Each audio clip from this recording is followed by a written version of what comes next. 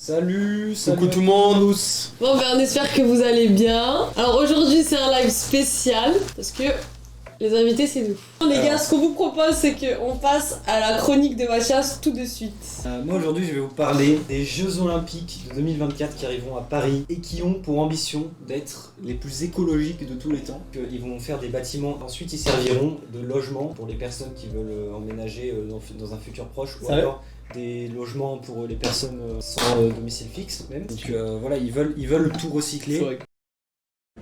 Bref, moi ce que je vous propose c'est qu'on passe au mini-jeu. Alors le jeu, ça va être le jeu des anecdotes, si elles sont vraies ou si elles sont fausses. On va tout simplement raconter chacun notre tour 2 anecdotes, bref on va faire 2 tours quoi. C'est parti, qui commence? Commence Mathias. Donc c'était une soirée d'anniversaire, on est allé au bowling et donc on faisait le game et moi j'ai fait un full strike. Donc j'ai fait strike tout le temps. C'est faux. Genre tu crois pas en Mathias? Je crois pas du tout, frère. Pas assez de moula, Non. des strikes. Il galère à balancer la boule, je pense. La régie, Un spar, moi, je pense. tu penses que c'est vrai ou faux? C'est archi faux. Bah écoutez, moi je pense que c'est totalement faux aussi. C'était faux.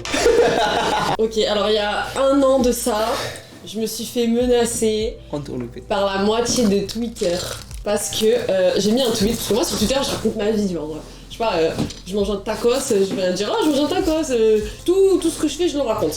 Et un jour, il y a un monsieur qui s'est présenté au présidentiel, ok. Il veut venir à ma boulangerie pour acheter des croissants et des pains au chocolat, mais il était avec ses caméras, etc., etc.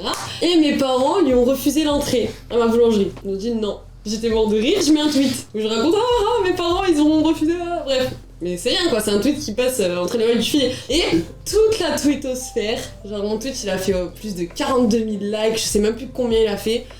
Et je me suis fait menacer en DM, des gens qui m'ont insulté. Bref, est-ce que mon anecdote est vraie ou fausse? C'est vrai. La régie, t'en penses quoi? Mais à ton avis. Cette anecdote est vraie et j'ai encore des DM d'une meuf qui insulte mon physique alors que moi j'ai rien demandé, wesh. Bon, ok, alors moi, par contre, là, si vous me croyez pas, c'est une dinguerie parce que c'est vraiment vrai. Enfin, non, c'est pas vraiment vrai, mais du coup, je sais pas si vous allez y croire ou pas parce que sinon c'est spoil. Donc, moi, je suis né, mon père il s'est barré, mes parents sont divorcés. Mon père il a refait sa vie, mais moi j'ai jamais vu. Et je me baladais un jour vers Saint-Antonin, je me rappelle. Je suis parti, j'étais à l'époque avec mon frère. Quand j'avais, c'était ma toute première année de permis, c'était il y a 2 ans. Et donc je roulais et tout, on s'est arrêté à Saint-Antonin. Et là, on va au Leclerc. Enfin, c'était un Carrefour Market, je me rappelle, à côté d'une station essence. Et je vois un mec qui me ressemble de taré. Ce mec, je le vois et je fais excuse-moi, mais on se connaît? Parce que même lui, il me dit non. Moi, je dis bah si, on se connaît, c'est pas possible. Il me dit peut-être qu'on a la même famille, toi et moi. Moi, je suis bah non, c'est pas possible. Tu sais, il avait 16 ans. Moi, j'en avais 18 à ce moment-là. Ah, elle avait 16 ans le mec? Oui, c'était un jeune, genre. Ok. Moi, je suis on se connaît, c'est pas possible. Il est de Nice. Et mon père, moi, il a refait sa vie à Nice. Et je lui dis, c'est qui ton père? Parce qu'il a refait sa vie. Et mon père, il habite à Nice maintenant. Et donc, en fait, j'ai appris que le mec, en fait, c'était mon beau-frère. Ou mon demi-frère, du coup, je sais plus.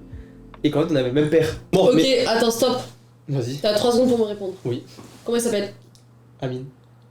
Ok, faux. C'est faux le sourire que t'as eu là. Non mais Amine, sois créatif. Amine. C'est faux. Ok, vous êtes sûr? Vous pouvez changer, j'ai une dernière fois. Ouais, c'était faux. Ah, c'est dur, là, j'ai inventé un 2 de mon truc. Alors moi, voilà, j'habitais au Muy avant. Et voilà, étant petit, moi j'étais passionné de voitures. Ok. Faux. Je suis toujours. Ok. Et donc en Faux. fait. Mais. Putain, mais laisse-moi finir. Il y avait un peintre, sculpteur, un artiste qui gagnait beaucoup sa vie, qui habitait par là. Et il se trouve que ce monsieur possédait une Bugatti Veyron qu'il avait customisée. C'est-à-dire Et que moi c'est en fait, moi à chaque fois, je demandais à mes parents de s'arrêter pour que je regarde la Bugatti parce que moi j'aimais vraiment les voitures et vraiment la Bugatti Veyron c'est ma voiture de rêve. Et un jour, le timing fait que le gars sort de chez lui et moi j'étais arrêté et je regardais la Bugatti et il m'a dit est-ce que tu veux faire un tour? C'est faux. Et Archi faux. Maria. Maria? Allez, c'est faux. Noah. Noah? Pour moi c'est faux. C'est faux. On revient de la régie pour une anecdote. Ouais, la régie. Préparez-vous à voter, on est 3 à voter, hein. Attention. Allez, viens Noah. Ok, anecdote. Je mets un peu de contexte autour. J'ai 20 ans. J'ai eu mon permis à 18 ans. 1 mois après, je roule, vraisemblablement trop vite. Je fais un accident, écoute-moi Yo. bien. Je broie la voiture. Il n'y a plus de voiture, ok? Elle est partie après ça. avec tonneau et tout. N'importe quoi. Et donc je ressors de là, écoutez-moi bien, je n'ai même pas eu un bleu. Ouais, c'est faux.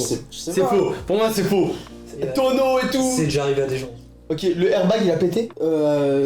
L'airbag. Alors pas l'airbag. Ah Faux.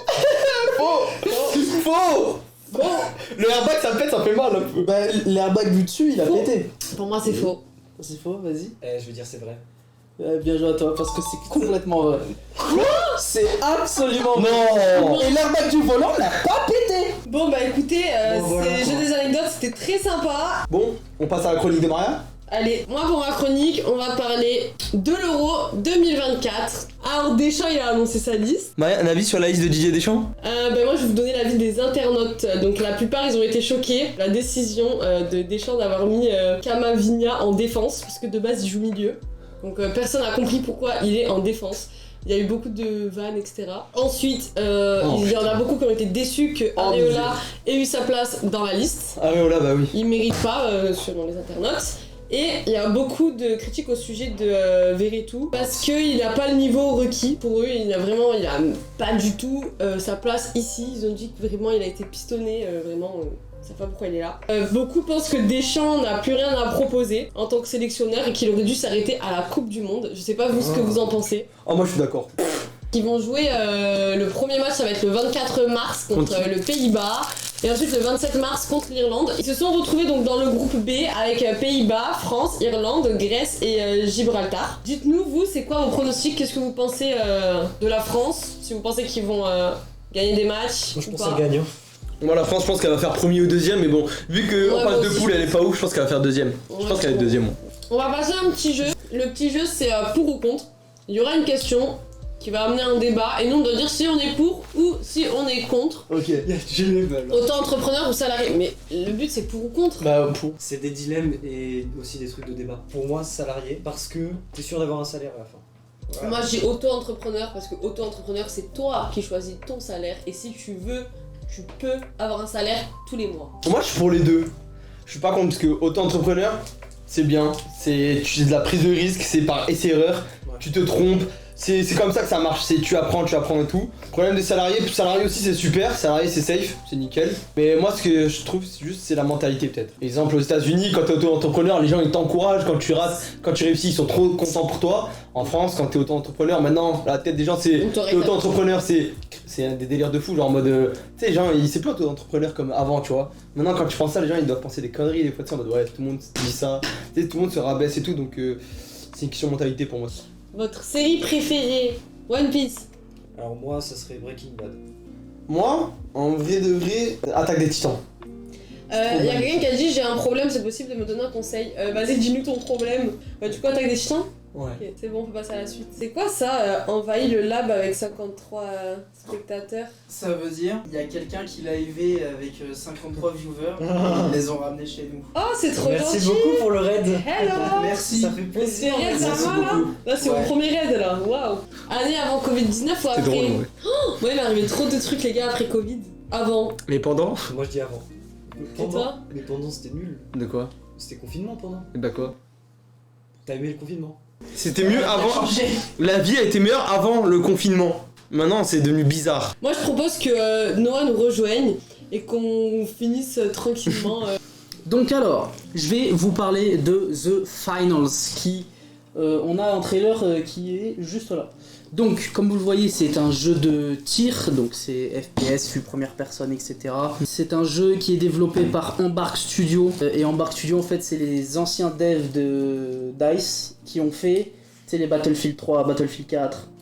Donc voilà, la bêta fermée est disponible depuis peu. Et moi j'ai eu la chance de jouer, donc j'ai pu tester le jeu et franchement ce que je peux vous dire c'est que c'est vraiment pas mal, c'est très nerveux, ça bouge dans tous les sens, c'est très coloré, très fun. Il y a une particularité dans le jeu en fait, c'est que quasiment tous les décors et tous les bâtiments que tu vois, tu peux les détruire. Si vous voulez avoir une chance d'y participer, vous pouvez vous inscrire sur leur page Steam. Vous pouvez vous inscrire à la bêta, voilà. C'est pas tout le monde a la chance de pouvoir y aller parce que c'est une bêta fermée évidemment. Bon, et bah écoutez, merci à tous d'être passés sur le live. Merci J'espère beaucoup. que ça vous aura plu. N'hésitez pas à suivre la chaîne de temps en temps pour regarder un petit peu les lives qu'on fait. On est plusieurs sur la chaîne, il n'y aura pas que nous, il y aura d'autres personnes donc Il peut y avoir des sujets qui vous intéressent. Je vous laisse vous abonner pour voir. À la prochaine. À À la prochaine, les gars. Ciao. Bisous tout le monde.